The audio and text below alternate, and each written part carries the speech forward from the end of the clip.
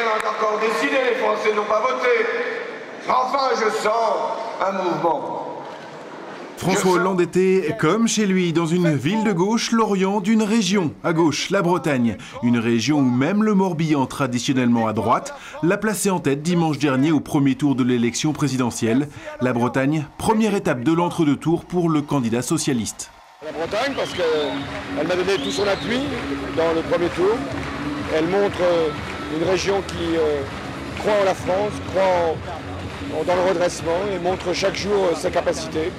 Et donc j'ai cette fidélité à l'égard de la Bretagne. Elle m'a accueilli il y a des années pour me donner mes premiers soutiens politiques. Au premier rang de ses soutiens, Jean-Yves Le Drian, le président de région. C'est avec lui qu'il avait d'ailleurs lancé il y a 3 ans, ici à Lorient, le club de réflexion Changer la gauche, la base du projet Élysée 2012.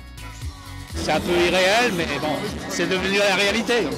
C'est une longue histoire. François, il faut partir. Partir, pas facile au milieu de ces militants, sûrs de leur force.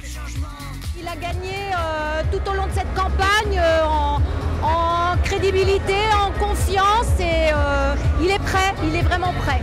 Il porte de l'espoir, quoi, contrairement à la peur de Sarkozy. Une poignée de main ferme en plus, donc ça fait plaisir. Voilà.